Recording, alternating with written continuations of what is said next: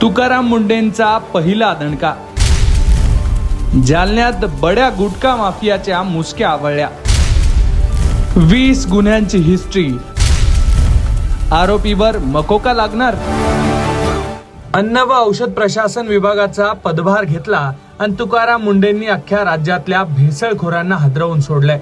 दूध, पनीर, मिठाई, हॉटेलमधलं veg, non veg आणि सगळंच जिथं जिथं भेसळ होऊ शकते तिथं तिथं तुकाराम मुंढेंनी दणके दिलेत. अगदी औषधांमध्ये भेसळ करणाऱ्यांनाही सोडलेलं नाहीये. आणि त्यानंतर तुकाराम मुंढेंनी गुटखा माफियांच्या मुसक्या आवळायला सुरुवात केलेली आहे. तुकाराम मुंढेंनी इशारा दिल्यानंतर आता जालन्यात एका बड्या माफियावर कारवाई करण्यात आलेली आहे. एका बड्या गुटखा माफियाला पोलिसांनी अटक केलेली आहे. हे प्रकरण काय, हा माफिया कोण आहे, सविस्तर समजून घेऊ. जालन्यात कुख्यात गुटखा माफिया सतीश जयस्वालला पोलिसांनी अटक केली आहे. जालना पोलिसांचं एक पथक त्याच्या मागावर होतं. पोलिसांनी मिळालेल्या माहितीनुसार कारवाई केली आणि त्याला धुळ्यातून ताब्यात घेतलं. सतीश जयस्वाल हा गेल्या अनेक वर्षांपासून जालना जिल्ह्यासह आजूबाजूच्या परिसरात गुटखा पुरवायचा. त्याचं गुटखा तस्करीचं मोठं रॅकेट या सगळ्या परिसरात काम करतं.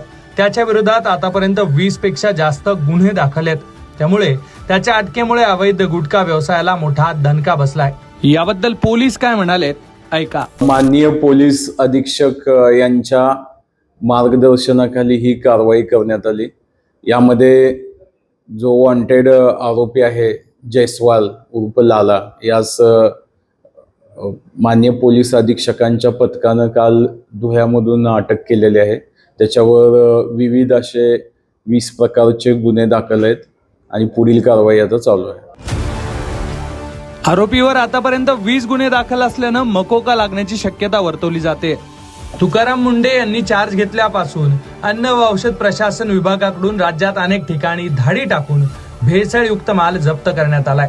आता गुटखा, तंबाखू किंवा निकोटीन युक्त पान मसाला तसंच तत्सम तंबाखू मिश्रित प्रतिबंधित अन्न पदार्थांचं उत्पादन, साठवणूक, वाहतूक, वितरण आणि विक्री करणारे हे सध्या अन्न व औषध प्रशासनाच्या आणि पोलिसांच्या रडारवर आहेत. कारण अशा प्रकरणांमध्ये आता थेट महाराष्ट्र संघटित गुन्हेगारी नियंत्रण अधिनियम 1999 अर्थातच मकोका लागू करण्याबद्दलही सगळ्या क्षेत्रीय अधिकाऱ्यांना तुकाराम मुंढेंनी निर्देश दिलेत.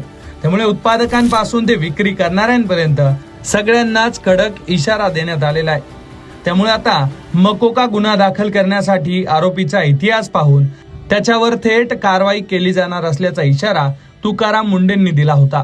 मी इथं जॉईन झाल्यानंतर याच्यावरती आम्ही विचार केला काय करता येईल, कारण याच्यामध्ये this is a danger to public health आणि म्हणूनच तो आयटम प्रोहिबिट केलेला आहे. जर पब्लिक हेल्थला जर डेंजर असेल आणि तो आयटम प्रोहिबिट केलेला असेल तरीही त्याचा व्यापार होत असेल, तिथं ट्रान्सपोर्ट होत असेल, होलसेलर विकत असतील, सेलर विकत असतील आणि तो अवेलेबल होत असेल तर त्याच्यावरती स्ट्रिंजेस्ट पॉसिबल ॲक्शन घेणं गरजेचं आहे. ह्या निष्कर्षापर्यंत पोहोचल्यामुळं आज दिनांक 12 जून रोजी मी मोका लावण्याचे आदेश पारित केलेले आहेत. So we have issued the order saying that MCOCA provisions will be, MCOCA कायदा, मकोका ज्याला आपण म्हणतो, Maharashtra control of organised crimes act 1999 हा आम्ही इन्व्होक केलेला आहे. ही माझी त्याची ऑर्डर आहे इश्यू केलेली. एकूणच तुकाराम मुंढेंच्या या कारवायांमुळे जनतेच्या आरोग्याशी खेळणाऱ्या सगळ्याच गुन्हेगारांच्या पायाखालची जमीन सरकली आहे. तसंच अन्न व औषध प्रशासन विभागातले अधिकारी कर्मचारी सुद्धा खडबडून जागे झालेत. त्यामुळे आता येणाऱ्या काळात आणखी काय काय कारवाया पाहायला मिळणार यावर सगळ्यांचं लक्ष लागून आहे. एकूणच तुकाराम मुंढे यांच्या कामाची स्टाईल आणि त्यांच्याकडून केल्या जाणाऱ्या कारवाया याबद्दल तुमची मतं काय आहेत ती कमेंट बॉक्समध्ये नक्की लिहा. आणि अशाच घडामोडी जाणून घेण्यासाठी लोकमत पाहत रहा. जालन्याहून सुयोग खर्डेकर, लोकमत.